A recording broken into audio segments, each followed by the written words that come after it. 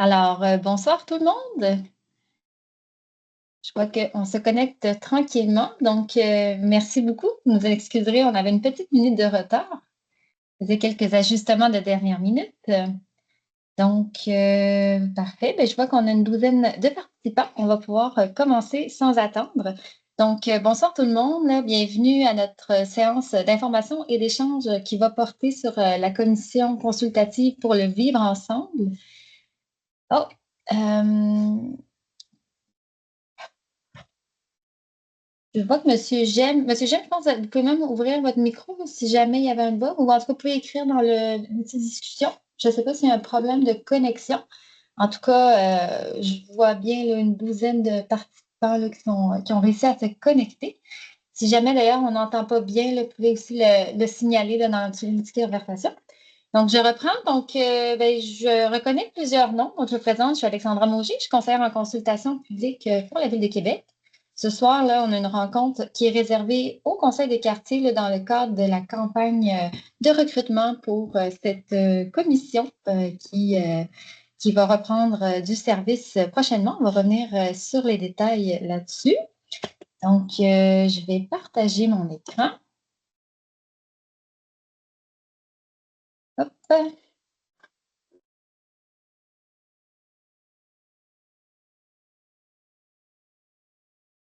Est-ce qu'on voit bien la présentation? Oui, on fait oui de la tête. Parfait. Donc, voilà, je me suis déjà présentée. J'en profite aussi pour mentionner la présence des élus qui sont présents avec nous ce soir. Donc, bien sûr, nous avons M. Claude Lavoie, qui est en fait le président de la commission. Il est également conseiller municipal dans le district de Saint-Rodrigue. Je souligne également la présence de Clément Bourdeau, qui va être nouvellement membre élu de cette commission. Il est conseiller municipal dans le district de Vanier-du-Berger. Et enfin, peut-être qu'il se joindra à nous un petit peu plus tard, Marie-Pierre Boucher, qui part avec nous pour tout de suite et qui fait également partie de cette commission. Elle est conseillère municipale dans le district de Louis XIV. Voilà. Donc, je vous rappelle que la séance de ce soir, elle est enregistrée. En fait, elle ne sera pas largement diffusée, mais il y a quelques administrateurs de conseil des quartiers qui nous ont indiqué qu'ils aimeraient ça. Ils n'étaient pas disponibles ce soir, donc ça va juste être pour leur visionnement à eux un peu plus tard. Et puis voilà. On pourra rendre aussi disponible la présentation par la suite. Donc, je vous présente rapidement le déroulement. Alors, la rencontre de ce soir, elle vise à vous présenter deux importants sujets en lien avec la cohésion sociale. La première partie porte sur la commission consultative pour le vivre ensemble, on l'a déjà dit. Cette partie va être menée par Manon Collet, qui est secrétaire de la commission et directrice de projet au service des relations citoyennes et des communications. Donc, cette portion de la présentation devrait être d'une durée de 20 minutes, puis on prendra quelques minutes pour une période de questions. Et la deuxième partie porte sur la politique 2025-2035 et le plan d'action en développement social 2025-2030 de la Ville de Québec. Donc, cette partie sera pilotée par ma collègue Nancy Leboeuf, qui est conseillère au service des loisirs, des sports et de la vie communautaire. Encore une fois, une présentation d'une vingtaine de minutes, suivie d'une période de questions. Donc, je propose pour bien débuter, Monsieur Lavoie, aimeriez-vous prononcer un mot de bienvenue? Merci beaucoup. Merci beaucoup. Je voudrais d'ailleurs tout d'abord vous saluer toutes et tous. Je sais que vous êtes tous des gens très, très occupés. J'étais à mon conseil de quartier, entre autres celui des Jésuites dans Charlesbourg, pas plus tard que lundi dernier. Très grande participation au renouvellement du mandat de certains membres, mais quorum assuré, longévité assurée. Alors, j'étais très, très heureux de voir ça. Merci, merci sincèrement pour votre implication. Elle est extrêmement appréciée. Elle est vraiment importante. Les conseils de quartier sont vraiment des éléments fondateurs de notre démocratie municipale et je vous remercie ce soir d'être là pour entendre parler de cette commission consultative. Vous savez, nous n'avons pas beaucoup de commissions consultatives à Québec. Nous en limitons le nombre parce que nous ne voulons pas en diluer l'importance. Et ce sont des mandats qui sont, et vous le verrez dans quelques minutes, grâce à Manon Manon Colette, vous verrez quel est ce mandat et nous espérons fortement vous y intéresser pour que vous puissiez trouver peut-être un peu de temps dans votre agenda pour vous y joindre ou pour déposer votre candidature. Alors donc, je vais lire le petit texte que j'ai sous les yeux pour ne pas rien échapper.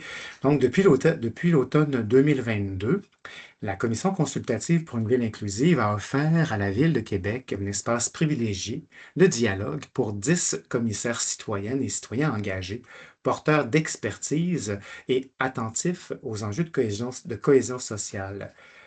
Dans la- donc, ces travaux-là ont mis en évidence, les travaux des dernières années ont mis en évidence la nécessité de renouveler la participation citoyenne afin de s'assurer que cette instance-là soit encore plus arrimée aux priorités de la ville. Et une de ces priorités de la ville qu'on a identifiées, une des priorités de la commission, et Manon Colette vous le saura, vous le répétez, vous le dire de façon plus détaillée, c'est de faire un lien encore plus prégnant, plus efficace avec les conseils de quartier pour être réellement en contact, pour être vraiment des interlocuteurs privilégiés de ce qui se passe sur le terrain, entendre les préoccupations euh, en, en lien avec la cohésion sociale. Alors, vous serez, des conseils de quartier, que vous soyez membre de la commission ou non, davantage interpellés pour le prochain mandat. C'est ce que nous souhaitons. Alors donc, nous voulons vraiment une composition diversifiée, une composition qui reflète vraiment l'ensemble de la présence sur les 6 arrondissements que compose la ville. Alors donc, aujourd'hui, ce soir, dans quelques secondes, Manon Colette vous présentera donc la nouvelle commission consultative du Vivre ensemble, hein. Vous remarquerez que nous sommes passés de commission pour une ville inclusive, la commission pour le vivre ensemble, ce n'est pas que cosmétique, c'est parce que nous avons vraiment la volonté de favoriser le vivre ensemble, de favoriser la cohésion sociale. Nous sommes dans une ville, et vous êtes aux premières loges, nous sommes dans une ville qui se diversifie, dans une ville qui accueille de plus en plus de gens, de nouveaux arrivants, entre autres, et nous pouvons déjà percevoir des enjeux de cohésion sociale, des discours qui sont peut-être parfois préoccupant. Donc, la commission a ce rôle-là de veiller au maintien de la cohésion sociale et de mettre en exergue, de mettre en lumière, de se pencher aussi sur des sujets qui peuvent émerger. Tout ça dans le but de vraiment favoriser le vivre ensemble et vraiment la cohésion sociale. Alors, sur ce, je vais passer la parole à Madame Monger pour la suite des consignes. Merci. Merci beaucoup, puis merci là, pour la mise en bouche, évidemment, pour notre séance de ce soir. Donc, je repartage l'écran. Je prends une dernière petite minute de votre précieux temps avant de se lancer dans la présentation. Donc, c'est reparti. Juste, je pense que c'est des consignes assez usuelles là, pour nos conseils de quartier. Tout simplement, voilà. Donc, en fait, on est sur Teams, comme vous savez. J'ai laissé l'outil discussion ouvert. Donc, si jamais il y avait un petit enjeu technique ou quelque chose, là, vous pouvez nous en faire part assez rapidement. Pour ce qui est des questions, en fait, je vous propose de les noter sur un papier ou les garder en tête. Bref, on proposerait, là, on va faire 2 périodes de questions, comme j'ai indiqué. Donc, de garder les questions pour la fin de chaque présentation. Et à ce moment-là, on pourra utiliser l'outil lever la main ou l'outil discussion pour poser ces questions puis échanger un petit peu plus librement. Alors, ça faisait le tour. Alors, Manon Calette, je te laisse le bâton de parole.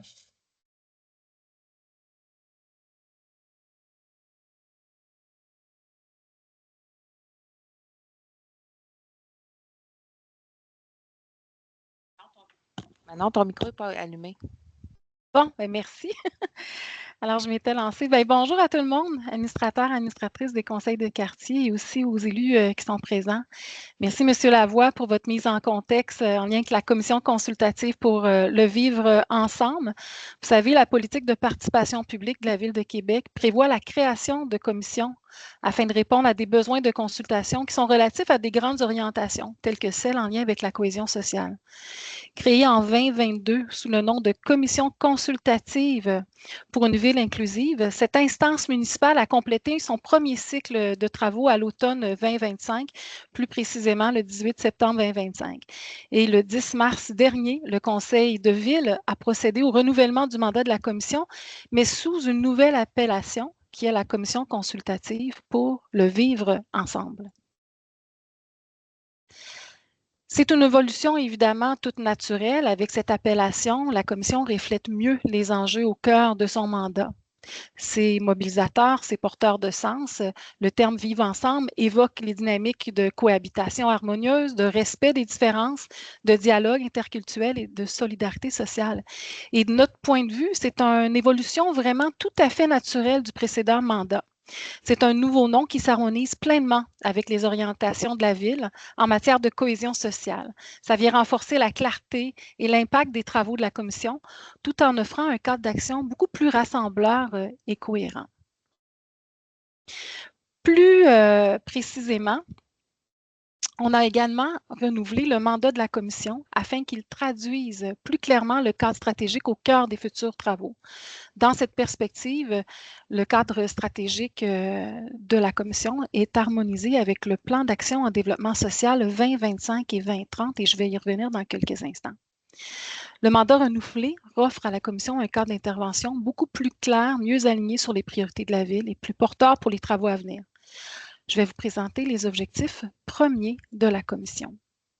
Donc, la Commission répond à 3 objectifs, soit de s'assurer de la pertinence des actions municipales, de favoriser l'adhésion des partenaires institutionnels et communautaires et optimiser le déploiement des activités prévues. Plus précisément, le mandat de la Commission est de formuler des recommandations sur les orientations municipales en matière de cohésion sociale, notamment en lien avec les axes d'intervention du plan d'action en développement social 2025-2030.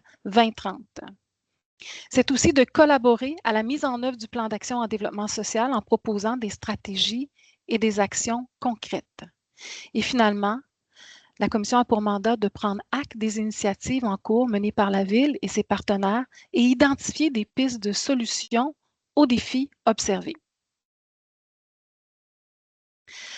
Je vais vous parler du cadre stratégique. Un cadre stratégique permet de préciser la portée et les priorités sur lesquelles une commission a l'opportunité d'exercer son mandat à court, moyen et plus long terme. Adoptée au printemps 2025, la politique en développement social 2025-2035 propose une lecture globale des enjeux sociaux que la Ville souhaite relever.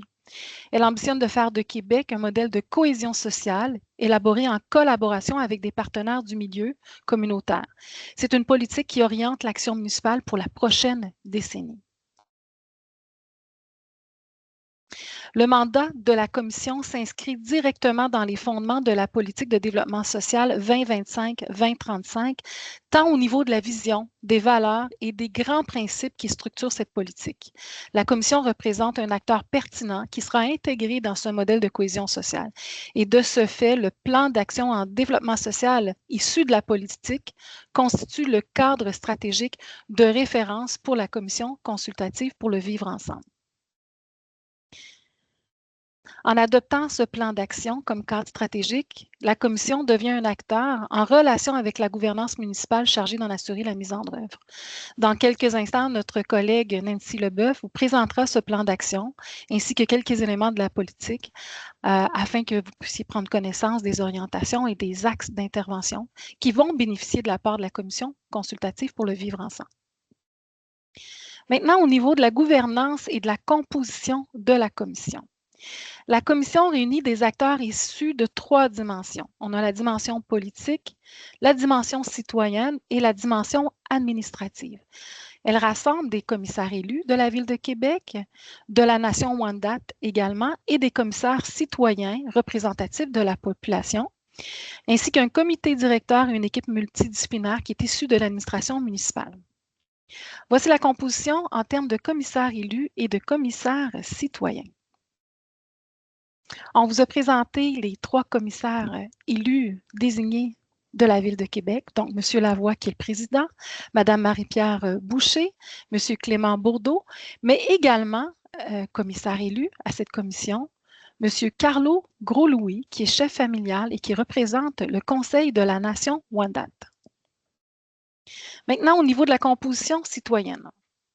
Le renouvellement du mandat de la Commission nous a donné l'occasion de revoir la composition citoyenne afin de renforcer la représentativité territoriale et de rehausser les profils ainsi que les compétences souhaitées.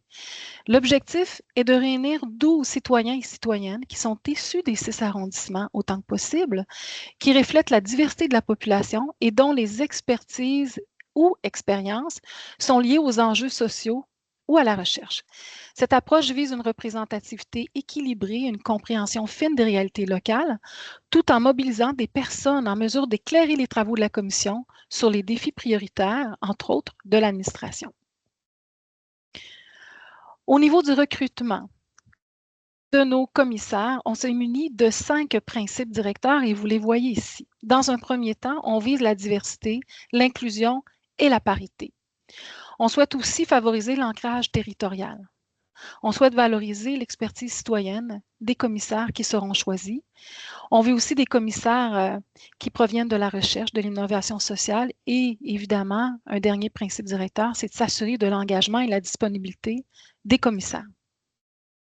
Au niveau des profils recherchés en tant que personne, donc, vous pouvez voir que c'est quand même assez varié. Donc, des personnes âgées de 65 ans et plus, jeunes adultes, parents d'une famille, personnes immigrantes ou issues d'une minorité visible, linguistique ou ethnoculturelle, personnes autochtones, personnes en situation de handicap ou personnes qui vivent des problématiques psychosociales ou des personnes de la communauté LGBTQ+.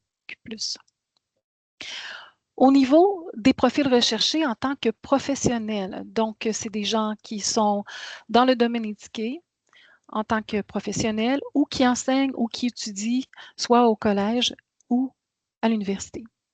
Donc, on va regarder des candidatures qui sont issues des domaines sociaux et communautaires, des domaines institutionnels, des domaines de la santé et également des domaines de la recherche et de l'innovation sociale. Au niveau des compétences transversales, on veut des personnes qui incarnent les valeurs du vivre ensemble. Donc, des gens qui ont des approches constructives, des approches de collaboration positives, ouvertes à l'expertise, avec une capacité à faire preuve d'esprit critique, à travailler en équipe, l'intérêt marqué aussi pour contribuer aux travaux de la commission et qui sont également disponibles à assister aux séances de la commission. Au niveau du rayonnement et de l'engagement civique, évidemment, toute réalisation professionnelle ou civique en lien avec le mandat de la commission est souhaitée. Donc, ça peut être des participations à des projets collectifs ou des instances consultatives telles que des conseils de quartier ou des tables de concertation. Et on veut aussi des gens qui ont la capacité à représenter des réalités vécues et afin d'enrichir les délibérations avec une perspective citoyenne. Maintenant, vous le savez, vous avez reçu notre lettre d'invitation à la séance de ce soir. On a lancé l'appel de candidature le 3 avril dernier et cet appel de candidature se poursuit jusqu'au 16 mai prochain. Donc, on vous invite à manifester votre intérêt, évidemment, dès maintenant, mais aussi de transmettre, évidemment, à des gens de votre réseau la possibilité là, de soumettre leur candidature pour un poste de commissaire citoyen ou citoyenne. Juste au niveau du plan d'action pour la mise en place, et je termine avant la période de questions, notre souhait ultimement, c'est de pouvoir désigner et nommer nos 12 commissaires au conseil de ville prévu le 16 juin prochain. Si tout roule comme prévu, d'ici avant les vacances estivales, on aimerait ça avoir un événement spécial avec les élus et les nouveaux commissaires citoyens et citoyennes, et le tout afin d'avoir une toute première séance en septembre 2025, donc au retour des vacances estivales. Donc, en gros, c'est ce que je souhaitais vous présenter. Est-ce que vous avez des questions à l'attention du président ou des commentaires en lien avec la commission consultative pour le vivre ensemble? Okay. Donc, merci beaucoup, Manon, pour la présentation. Je pense qu'on pourrait arrêter le partage. Là. On va prendre quelques questions. Donc, je l'arrête. Parfait. Oui, parfait, merci. Donc, avant même de débuter, parce que ce soir, on a quand même des citoyens déjà assez impliqués, est-ce que tu pourrais nous dire, puis après ça, je vais prendre les questions, qu'est-ce que ça peut représenter comme implication? Est-ce que c'est plusieurs rencontres par année? Oui, on a 4 rencontres. En fait, l'objectif, c'est d'avoir 4 séances par année. Donc, c'est des séances qui sont au trimestre. Donc, on a habituellement une séance à l'hiver, une séance au printemps, une séance à l'été, puis une séance à l'automne. Donc, peut-être février ou mars en termes de première séance. Après ça, avril ou mai, dépendamment, évidemment, on convient là, de notre agenda annuel avec les commissaires élus et les commissaires citoyens. Et au retour des vacances estivales, donc en septembre, on a aussi une séance et habituellement, soit novembre ou décembre, une autre séance. Toutefois, ce qu'on souhaite, c'est aussi se munir de comités sectoriels pour avancer des travaux entre les séances des commissions. Par exemple, pour la commission consultative pour une ville inclusive, on avait un sous-comité sectoriel accessibilité universelle qui était sous la responsabilité de M. Lavoie. Donc, c'était un comité qui a pris en charge là, vraiment des réflexions précises en matière d'accessibilité universelle et suivant à la prochaine séance, ils étaient en mesure là, de présenter l'état d'avancement de leurs travaux. Mais évidemment, tout ça est décidé séance tenante. Lorsqu'on décide de se munir d'un sous-comité sectoriel, bien c'est proposé pendant une séance et c'est adopté par les commissaires et on désigne aussi qui va être le commissaire, soit citoyen ou élu, qui va en prendre la responsabilité et l'équipe autour là, qui va collaborer. C'est vraiment, il y a aussi, par exemple, des événements spéciaux. C'est arrivé à plusieurs reprises que nos commissaires étaient invités. Entre autres, je pense à notre collègue Nancy Leboeuf qui s'est occupée d'un événement le 16 mai 2025 où c'était la Journée internationale du vivre ensemble. Les commissaires ont contribué. Il y avait une marche citoyenne qui avait été faite et évidemment, les commissaires étaient présents à cette activité. Donc, c'est le genre d'événement, mais évidemment, c'est toujours selon leur disponibilité. Mais notre souhait, c'est que pour les séances, qu'ils soient présents là, autant que possible. Parfait, merci. Donc, de toute façon, je sens que ça suscite déjà de l'intérêt. On pose des questions là, sur le lien de candidature. Donc, on pourra le partager là, dans quelques instants sur l'outil de discussion. Donc, je prendrai une première question à main levée. Puis, vous m'excuserez, n'hésitez pas à me corriger pour si jamais je maltraite un peu votre nom de famille. Madame Saïdji.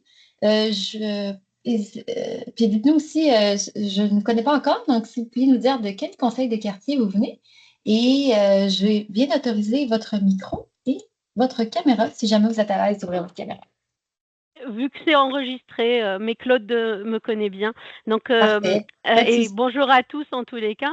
Il y a ma photo, vous inquiétez pas, j'ai pas trop changé. Je suis du conseil de quartier de Cap-Rouge. Et moi, en fait, déjà, j'avais ma première question sur le lien parce qu'en fait, comme la candidature est ouverte du 3 avril jusqu'au 16 mai, donc je m'attendais au même lien parce que j'avais candidaté il y a 4 ans aussi, quand ça a commencé. Mais moi, ma question, c'est de savoir est-ce qu'on pourrait avoir, pas un bilan, mais qu'est-ce qui a été fait dans les dernières années ou c'est quoi les livrables qui ont été des exemples. Donc, on a bien compris qu'on aurait des participations peut-être ponctuelles. Il y a 4 séances peut-être sur l'année, mais quels sont les types de livrables que vous attendez et qu'est-ce qui a été déjà livré? Ça, c'est ma première question. Et savoir, est-ce que du coup, c'est vraiment 12 nouvelles candidatures que vous recherchez ou est-ce que certains commissaires, en tout cas des anciens, parce que je les connaissais aussi, est-ce que eux vont être aussi se repositionner ou en tout cas proposer leur candidature à nouveau par rapport à ça. Donc et dans les critères, je vois que vous voulez une diversité, mais est-ce que quand c'est des personnes qui sont engagées dans des conseils de quartier auront un critère supplémentaire ou une position supplémentaire ou c'est tous les citoyens comme il y a 4 ans? Parce qu'il y a 4 ans, c'était tous les citoyens qui pouvaient candidater et donc du coup après c'était une sélection en interne. Donc voilà, désolée pour non, c'est parfait. Toutes mes questions. On va y aller avec la première question. Manon, est-ce qu'il y a un bilan qui est effectué là, du premier mandat? Tout à fait. Dans les faits, pour voir vraiment ce qui a été fait, on va vous référer sur le site web de la Ville de Québec. Il y a le site des commissions consultatives et tous les bilans sont déposés. Donc, une fois que, par exemple, quand les procès-verbaux sont approuvés séance tenante et les bilans annuels aussi, ils sont déposés directement sur ce site web. Fait que peut-être, Alexandra, je me demande si on pouvait fournir là, ce lien-là.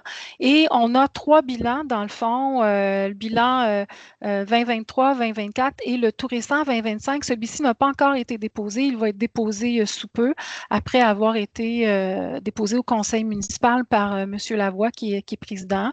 Et évidemment, tous les procès-verbaux, là, il y a vraiment, vous pouvez vraiment voir ce qui a été discuté. Pour la commission consultative pour une ville inclusive, on avait beaucoup de dossiers qui étaient en lien, par exemple, avec le plan d'action en immigration, le plan d'action en accessibilité universelle. Donc, il y a eu plusieurs comment je pourrais dire, conseillers de la Ville de Québec sont venus présenter leur dossier et qui ont finalement utilisé la commission comme un groupe de discussion privilégié. Ce qui va être intéressant avec la commission qu'on renouvelle, le nouveau mandat, c'est qu'on va vraiment avoir ce cadre stratégique qui est le plan d'action en développement social. Donc, ça va être plus facile. Dans l'invitation qu'on vous a envoyée, la lettre du président, on avait le lien là, de ce plan d'action en développement social qui est inséré. Fait que vous allez pouvoir voir ce qu'il y en est. Puis dans quelques instants, Nancy va vous le présenter aussi. Mais c'est sûr qu'on va devoir prioriser ce sur quoi les commissaires vont être appelés à contribuer. Hein. On comprend qu'après 4 séances par année, on ne pourra pas contribuer à tout. Il y a une priorisation qui va se faire évidemment avec les élus responsables, avec le président, puis aussi l'équipe responsable là, du plan d'action en développement social. Puis, si je peux me permettre de compléter, Alexandra, bonjour, très heureux de t'entendre, de vous entendre, Yasmine, Nabila. Naturellement, tous les commissaires, c'est une décision qu'on a prise, tous les commissaires actuels doivent repostuler. On avait envie de vraiment ne pas les contraindre à prolonger leur mandat, mais on voulait vraiment avoir une ouverture complète à l'ensemble des membres des gens de la ville, les citoyens de la ville. Alors, ils doivent refaire le processus. Et ce processus-là, ce soir, on vous parle à vous, chers membres des conseils de quartier, mais on aura aussi une autre présentation dans quelques jours avec les principaux groupes communautaires, entre autres, mais c'est ouvert à tous les gens qui habitent sur le territoire de la Ville de Québec et non pas simplement aux aux membres des conseils de quartier. Vous êtes déjà très occupés, donc ne soyez pas inquiets, c'est vraiment ouvert à tous les résidents de la Ville de Québec. Parfait. Puis, elle demandait également, là, est-ce que ça joue favorablement dans la pondération, le fait de faire partie d'un conseil de quartier, c'est quelque chose qui est pris en compte? Voulez-vous que je réponde, M. Lavoie, à ça? Oui. Écoutez, la façon qu'on fonctionne, c'est qu'on se munit d'un comité de présélection. Donc, ce sont des gens de l'administration et on regarde vraiment chaque candidature sur le même pied d'égalité. Et on se munit vraiment là, on vous a montré tantôt c'était quoi nos principes directeurs, les compétences qu'on recherchait. Et pour chacun des candidats, on met une pondération dans le fond. Donc, un candidat va répondre à tel critère et tout. Puis ça nous permet de faire ressortir les candidatures qui se démarquent. Mais le choix, la désignation finale des 12 commissaires citoyens et citoyennes, c'est vraiment le président et les élus responsables de la commission qui vont faire ce travail. Ils vont avoir accès à tous les dossiers de candidature. On va quand même avoir fait un exercice au préalable du côté de l'administration pour leur dire, ben voici les candidatures qui répondent pour telle raison plus à tel profil. Mais somme toute, chaque personne est sur le même pied d'égalité et ça se fait de façon là, très, très transparente. Là. Donc, ce que je peux vous dire aussi, c'est qu'en ce moment, écoutez, c'est incroyable le nombre de candidatures qu'on reçoit depuis le tout début là, de notre appel de candidature. Ça rentre à chaque instant. Et qu'on voit vraiment qu'il y a un intérêt pour le vivre ensemble. Puis ça, c'est formidable. Parfait. Merci beaucoup. Donc, j'enchaînerai avec une deuxième intervention. Madame Hunter du Conseil de quartier du Lac-Saint-Charles. Je vais autoriser le micro, puis si vous êtes à l'aise, ainsi que la caméra.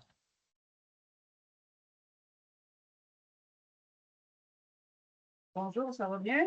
Oui, bonjour. Oui, bonjour. Oui, merci pour l'opportunité aujourd'hui. J'avais bien hâte.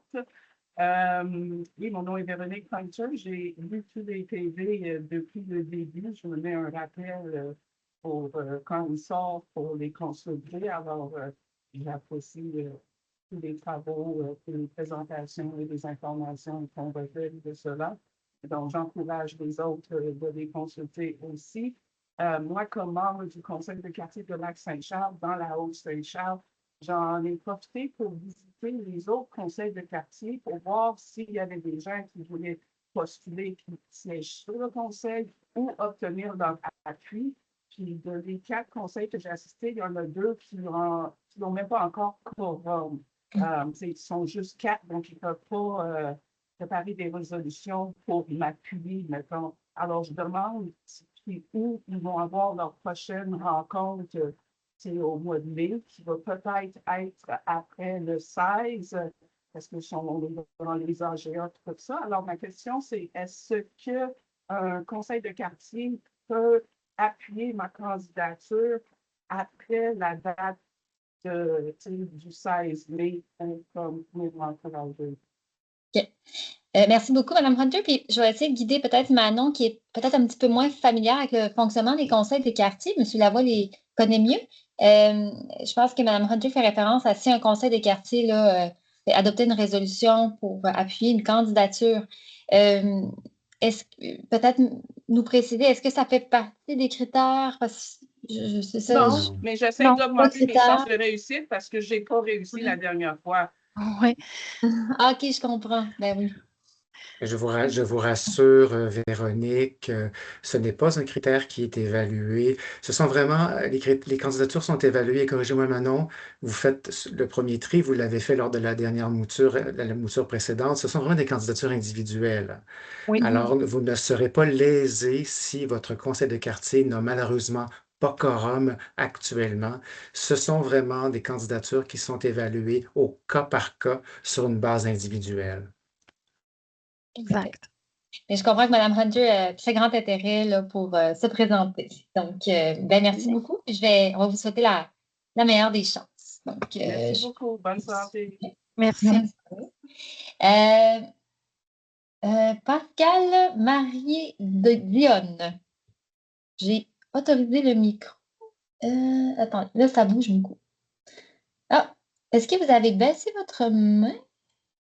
La main a été baissée, donc peut-être la personne ne veut plus s'exprimer. Pas de souci. Ah oui, ça relève. OK, parfait. Donc, OK, excusez-moi, je n'avais pas vu qu'il fallait que j'active mon micro Oui. Moi-même. C'est pour ça que j'avais baissé la main. Je pensais que vous alliez me le donner. OK. Pascal Puis, Marie-Dion, oui. je peux peut-être même ouvrir, ça serait, si vous êtes à l'aise, là, Pascal Bog, excusez-moi. Je voulais vous ouvrir la caméra, mais OK, voilà. Si jamais vous voulez ouvrir votre caméra, puis ça rend notre rencontre un petit peu plus vivante. Ah, voilà. Bonjour. Bonjour. Pascal Marie-Dion, je suis administrateur avec le conseil de quartier du Vieux-Limoilou.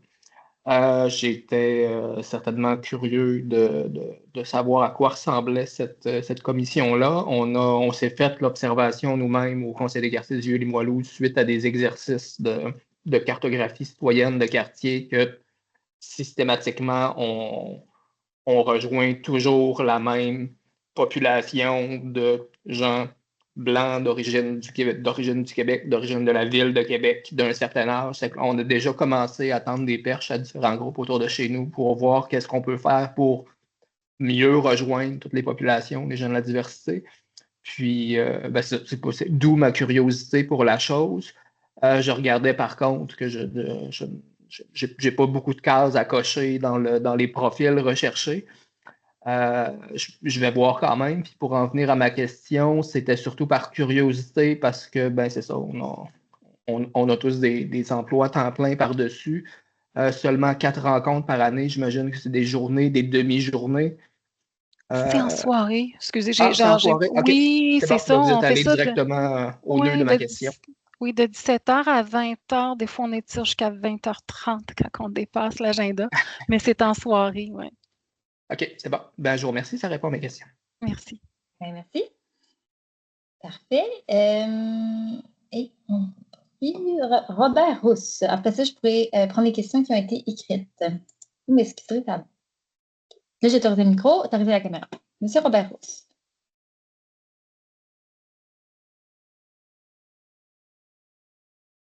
Est-ce que j'ai autorisé la caméra? En fait, il faut l'activer. On dirait que ça ne fonctionne pas.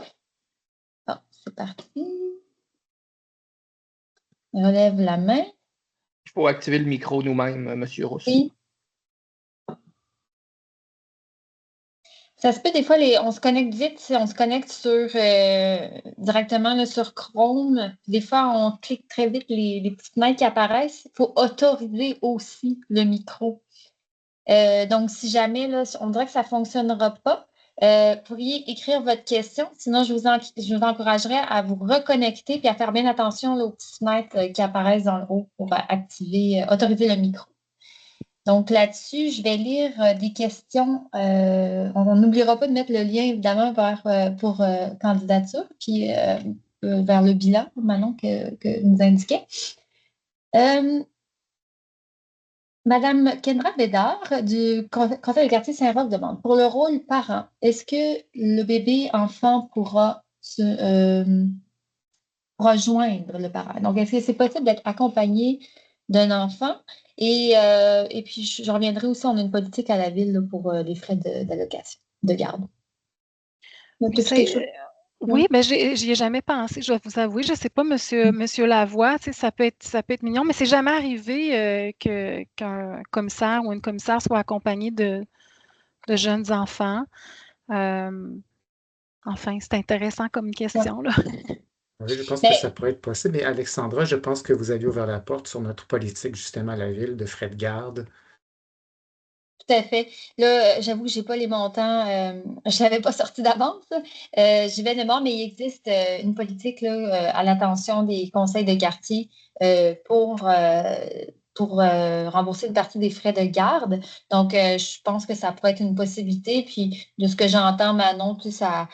Il n'y a pas de fermeture, c'est une question qui surprend. Donc, à voir là, par la suite, une fois la sélection effectuée, là, il y aura les ajustements nécessaires pour s'adapter aux réalités de chacun. Voilà. Est-ce qu'il y aura des entrevues? Non, il n'y a pas d'entrevue de prévu. Et les mandats sont-ils de 2 ans ou 4 ans? En fait, la façon que Monsieur Lavoie, vous me permettez que je réponde à ça, oui? Absolument. Parfait. Donc, tantôt, on nous posait la question au niveau des commissaires qui ont terminé leur mandat, les commissaires commission ville inclusive. Ce qu'on va faire, c'est que dépendamment du nombre de commissaires de l'ancien mandat qui vont être reconduits, ces gens-là auraient un mandat beaucoup plus court, donc peut-être de 2 ans, et les nouveaux commissaires, ça serait un mandat de 4 ans. Donc, c'est ce qu'on envisage en ce moment, mais vous comprenez, on ne sait pas si nos commissaires passés vont poser leur candidature, vont être choisis, vont être reconduits. Là, tout ça va être fait évidemment avec le comité de sélection là, sous le leadership du président, M. Lavoie. Parfait. Bien, merci beaucoup. Je ne vois plus de questions. Donc, j'enchaînerai en fait avec la deuxième partie de notre rencontre. Et puis, si jamais d'autres questions surgissent, de toute façon, on reste avec vous jusqu'à la fin. Donc, on peut répondre à d'autres questions, puis on va mettre en ligne les liens. Donc, Nancy, c'est moi qui partage l'écran en plus. Hein? Donc, je m'y remets. Vous n'allez pas ouvert. Fait que... C'est bon. J'ai partagé. Et tu pourras prendre le contrôle. Voilà. Bien, bonjour, ça me fait plaisir d'être avec vous ce soir. Là, j'entends qu'il y a quand même beaucoup, d'intérêt. C'est sûr que la commission scolaire, la commission pour une ville consultative pour le vivre ensemble va faire partie prenante de la gouvernance de cette nouvelle politique-là et de ce nouveau plan d'action-là. Mais sachez qu'il va y avoir d'autres endroits où les gens vont pouvoir s'impliquer par des assemblées de partenaires, par exemple, mais tout ça n'est pas encore défini. Donc là, présentement, on est vraiment dans la première année, du déploiement de cette politique-là. Donc, l'objectif cette année, c'est vraiment de mettre en place notre comité directeur, ensuite de ça, de mettre en place cette commission consultative-là. Et par la suite, on va y aller de façon progressive parce que c'est quand même beaucoup de travail, mais il y aura d'autres opportunités où on pourra s'impliquer par rapport à cette nouvelle politique-là. Je vais y aller de façon très brève là, ce soir. Je ne passerai pas beaucoup de temps à expliquer chacune des principes, des valeurs de la vision, mais sachez que s'il y a un intérêt d'un conseil de quartier à en savoir plus, on est deux là, à la ville à coordonner cette politique-là. Donc, ça va nous faire plaisir là, de se déplacer dans chacun de vos conseils de quartier si vous avez un intérêt d'aller plus loin avec ce nouveau cadre d'intervention. Donc, je me lance.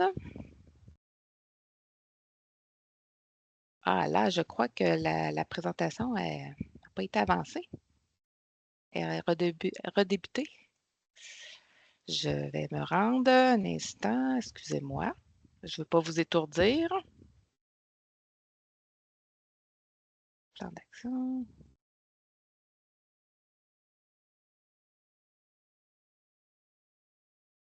J'y arrive.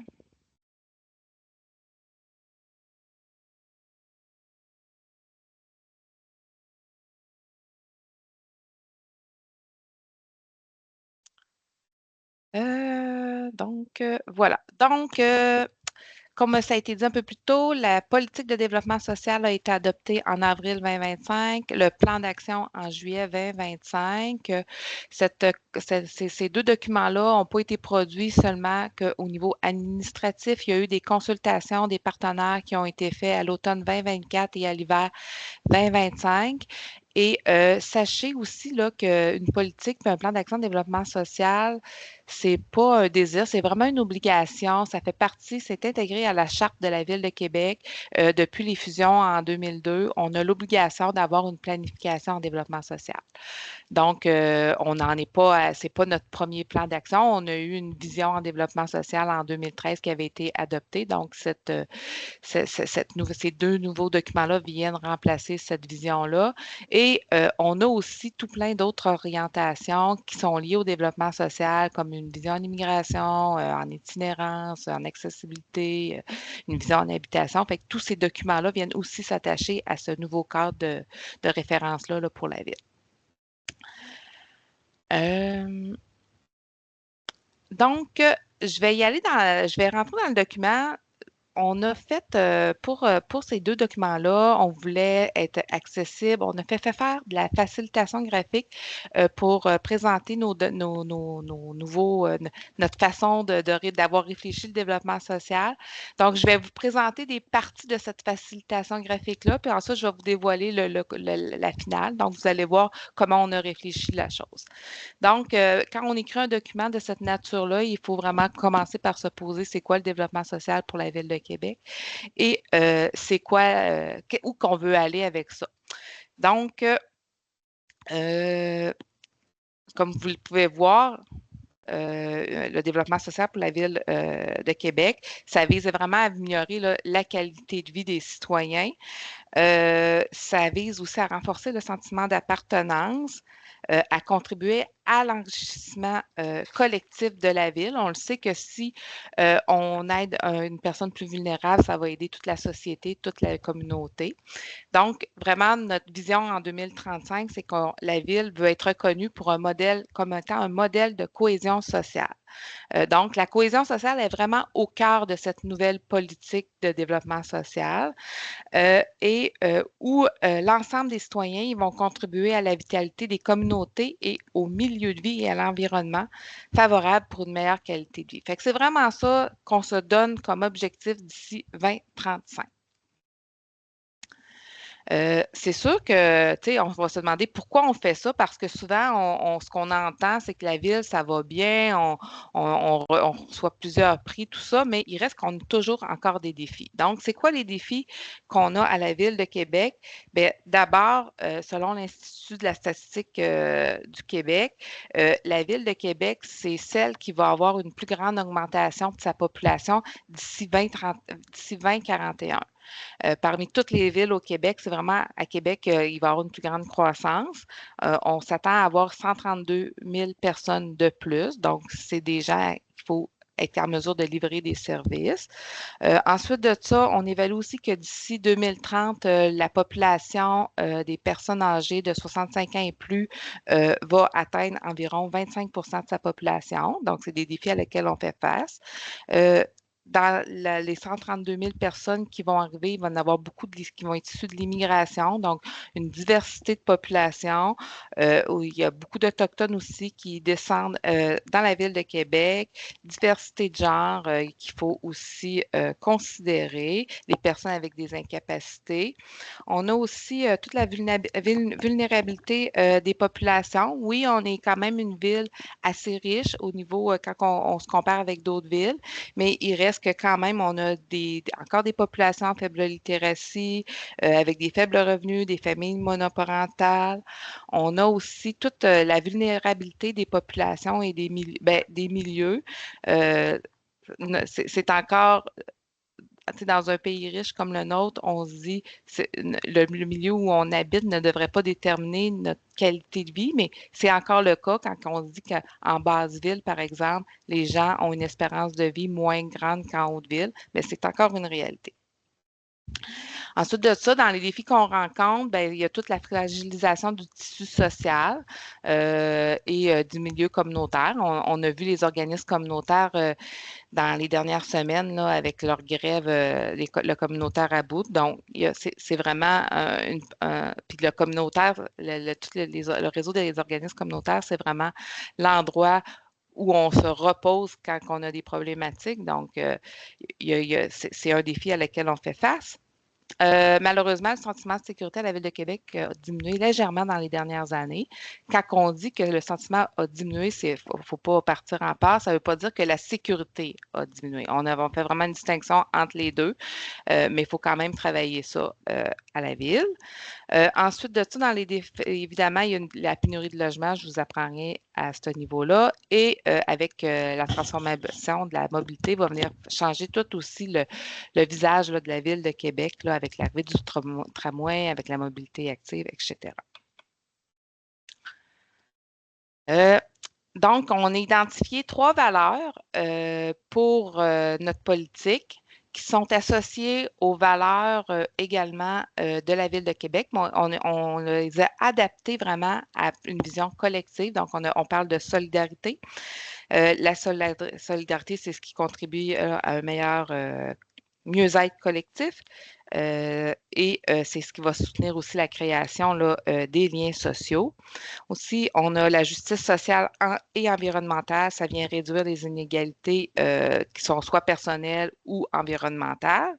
Et évidemment, l'innovation sociale, si on veut vraiment transformer nos milieux de vie, il faut être en mesure de développer là, des solutions qui vont être durables pour des problématiques plus complexes.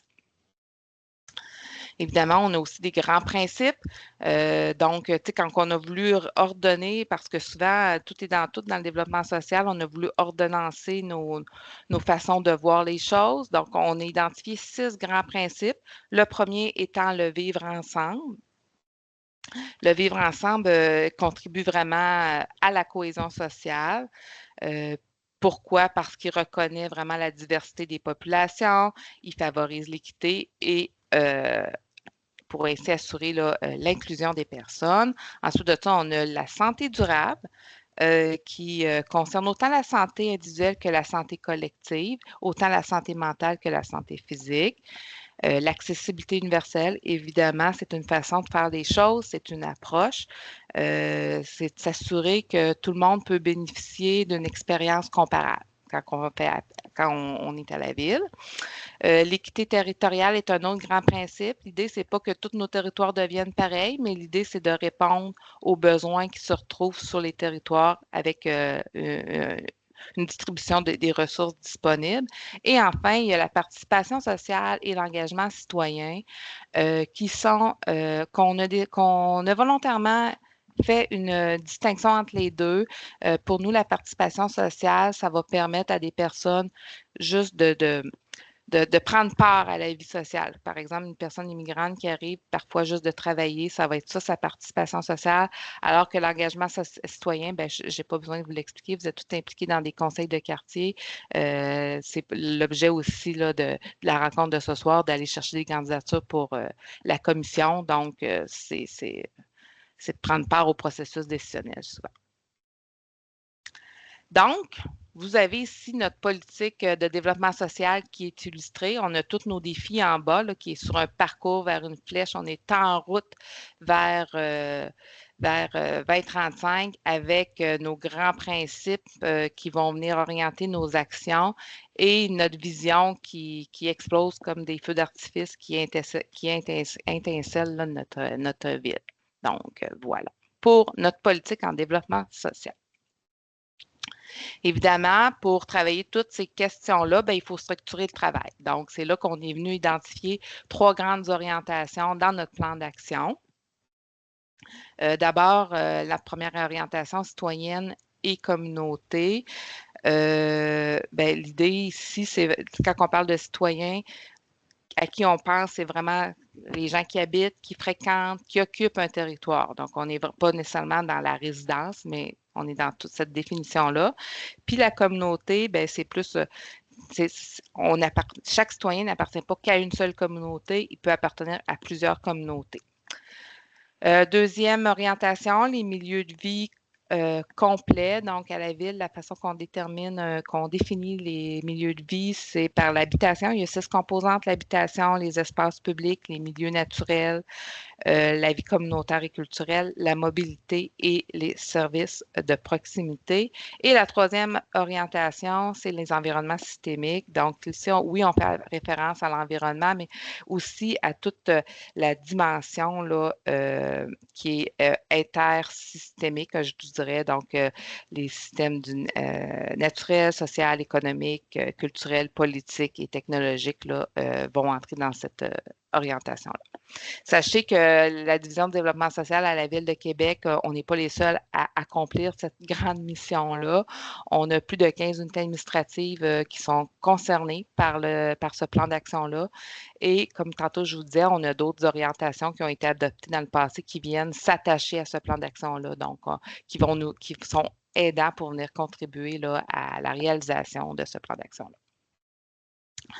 Je vais y aller très rapidement. Je vais reprendre les orientations une par une, juste pour vous donner un exemple de quel genre d'action on peut retrouver dans chacune des orientations. Donc, dans l'orientation 1, qui est sous citoyenne et communauté, on a 2 axes d'intervention. La première vise vraiment le développement du plein potentiel et du pouvoir d'agir des citoyens. La première chose à faire dans cet axe d'intervention-là, c'est que les citoyens aient accès à de l'information, qu'ils aient accès à de la formation, qui ait accès à un endroit où il peut participer. Donc, on est vraiment dans cet axe-là. Alors que dans l'axe 2, on est plus dans l'appui des milieux communautaires et aux différentes concertations là, qui existent sur notre territoire. Dans l'orientation 2, les milieux de vie complets. Donc, ici, on a 3 axes d'intervention dans cette orientation-là. D'abord, la réponse aux besoins de base.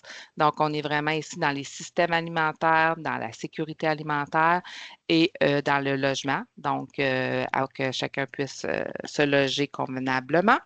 Dans la deuxième axe, on est plus au niveau de l'accès universel équitable aux services et aux équipements.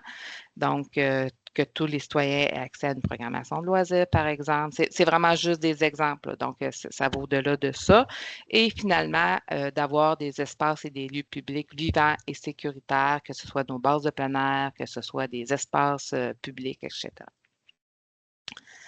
Dans la troisième orientation, donc, on a les environnements systémiques. C'est celle-là qui est un petit peu moins tangible là, pour les citoyens, mais la première orientation, c'est tout l'axe qui est vers une transition socio-écologique. Donc, on est plus à ce niveau-là, au niveau de l'économie circulaire, au niveau de l'adaptation des changements climatiques, etc. Et l'engagement de la ville, bien là, on est vraiment peut-être un peu plus au niveau administratif, mais la ville doit se renouveler en ayant des outils d'analyse spécialisés, en développant des nouveaux partenariats financiers, etc. Donc, ici, on a le visuel complet là, du plan d'action en tant que tel. Donc, ce qu'on remarque, là, c'est qu'on est toujours en haut dans notre objectif d'avoir du vivre ensemble, de l'équité territoriale, etc. Mais en bas, on voit nos 3 grandes orientations qui sont représentées sur des engrenages. Donc, ça, ce que ça signifie, c'est que s'il y a un engrenage qui bloque, tout peut bloquer. Donc, tout le monde doit mettre la main à la pâte si on veut que ça fonctionne. J'achève. Je vais vous présenter. C'est beau, c'est de la théorie, puis des fois, on a de la misère à se retrouver parmi toute cette théorie-là. Fait qu'on a imaginé un citoyen qu'on a nommé Roger Bontemps, et je vais vous illustrer ce personnage-là à partir d'un exemple. Donc, Roger Bontemps, c'est un citoyen de la ville de Québec. C'est un père de famille monoparentale qui a une garde partagée de sa fille de 7 ans. Il travaille à la ville de Québec. Il fait partie d'une équipe de water polo. Lui est ami avec ses chums du secondaire depuis le début. Puis, c'est un éco-anxieux. Donc, il fait partie d'un groupe communautaire environnemental. Puis, il y a un rêve caché, c'est qu'il aimerait un jour pouvoir faire de la peinture. Donc, ce citoyen-là, ce que ça nous dit, c'est qu'il appartient à plusieurs communautés. Il appartient à la communauté de la ville de Québec où il travaille. Il appartient à une communauté avec de son équipe de water polo. Il appartient à une communauté avec son groupe environnemental. Fait qu'il y a plusieurs communautés, notre citoyen. Pour pouvoir combler tous ces besoins-là, ben, on doit lui donner un milieu de vie qui va répondre à ses attentes. Donc, c'est là qu'il va devoir y avoir une place où il va pouvoir se nourrir, des commerces de proximité, avoir des parcs où il va pouvoir emmener sa fille jouer ou aller juste relaxer dans un parc, avoir un logement qui va être adéquat, qui va répondre à ses besoins, avoir un milieu culturel qui va pouvoir participer à des spectacles, etc. Et évidemment, pouvoir se déplacer dans la ville. Tous ces besoins-là, ce milieu vide-là, va être influencé par des choses qui sont plus grandes que lui, donc toute la structure systémique autour de lui, que ce soit son côté économique, donc les revenus qu'il va y avoir, le coût des services, ensuite de ça, un environnement naturel autour de lui est important, tout son réseau social, donc si le milieu communautaire, s'il y a un besoin, il faut qu'il puisse compter sur un milieu communautaire qui va pouvoir le supporter. Ici, le petit logo est un peu représentatif, mais on est vraiment plus dans l'espace culturel, la dimension culturelle. Et l'environnement technologique est important aussi. Si on veut s'inscrire à un cours de natation, il faut qu'il y ait accès. Et finalement, tout le côté politique, les décisions qui sont prises autant au niveau municipal, autant au niveau provincial, au niveau national, fédéral, ben, ça vient influencer toutes ces décisions-là redescendre au final dans son milieu de vie.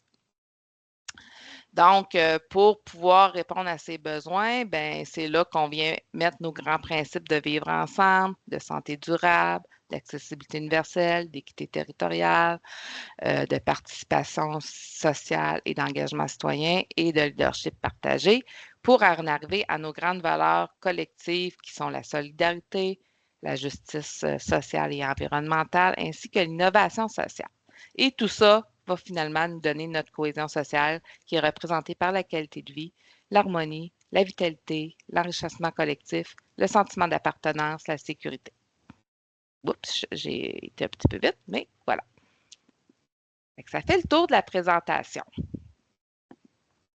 Parfait, bien, merci pour l'excellente présentation, puis également là, toute la qualité graphique, c'est très intéressant là, comme cette autre façon de présenter là, finalement une planification de la ville.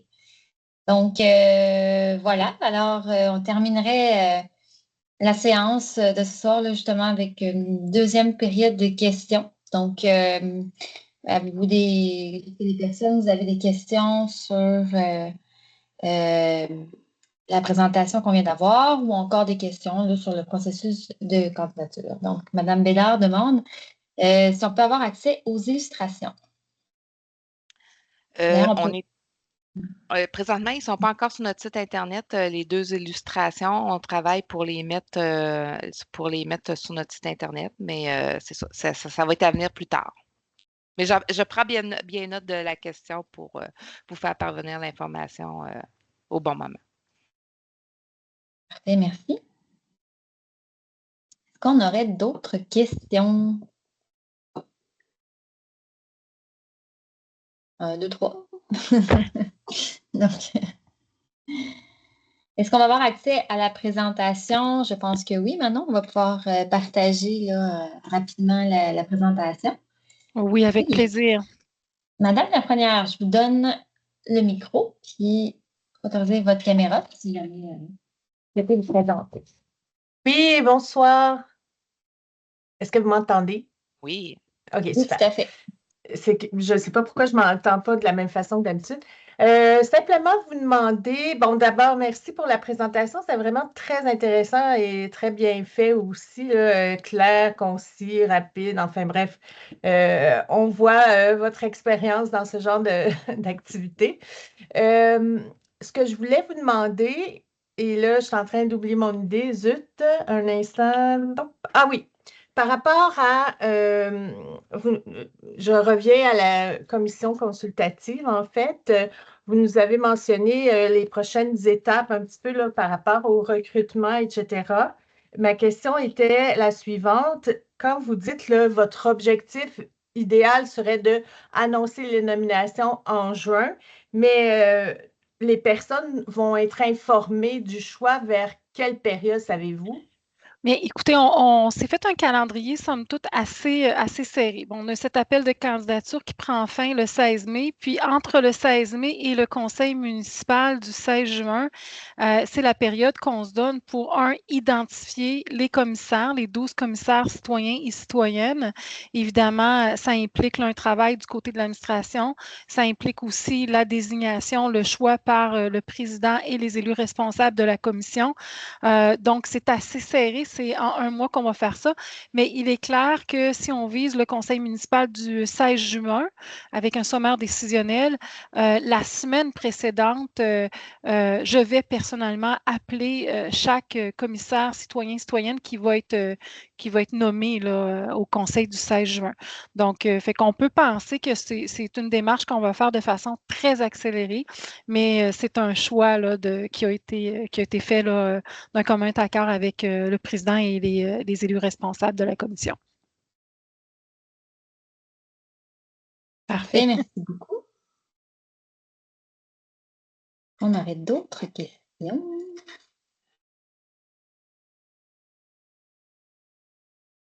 Bon, ce qu'on peut faire, on peut se diriger vers un petit mot de la fin. Si jamais il y avait d'autres questions qui surgissaient, ben, on va les prendre au passage. Donc, je me tourne.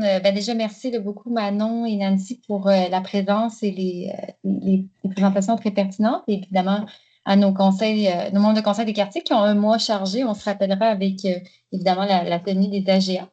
Donc, je vous remercie, puis je cède le dernier mot de parole à M. Claude Lavoie. Merci beaucoup, Alexandra. Merci pour la facilitation. Merci, Nancy. Merci, Manon. Mais rapidement, je ne vais pas vous retenir plus longtemps. Je vous sais tous, toutes et toutes très occupés. Alors, j'espère que vous allez vraiment vous manifester en grand nombre. Manon le mentionnait, ça suscite déjà beaucoup, beaucoup d'intérêt. Alors, n'hésitez surtout pas. Ce sont, comme on vous disait, vous n'avez pas nécessairement à être soutenu par un conseil de quartier. Ce sont des candidatures individuelles. Alors, n'hésitez surtout pas. Je peux vous garantir, dans les presque 4 dernières années, que nous avons eu des conversations passionnantes. Et je vois Manon qui opine du bonnet, qui hoche de la tête aussi. Des conversations très souvent collées à l'actualité. Vous en avez vu parfois la résultante dans les médias. Ce sont des enjeux parfois sensibles qui amènent des discussions vraiment passionnées, vraiment intéressantes. Alors, je vous encourage fortement à postuler. C'est vraiment un forum où il y a des échanges très, très, très, très enrichissants et avec des gens vraiment qui ont une grande passion pour leur ville, de façon communicative pour leur ville. Alors, j'espère vous y voir bientôt. Bonne soirée tout le monde. Au plaisir. Merci beaucoup. Merci Bonne beaucoup. soirée. N'hésitez pas à nous écrire aussi là, au besoin. Donc, voilà. Alors, une bonne soirée à tous. Merci. Bonne soirée à tous. Au revoir tout le monde. Au revoir et merci.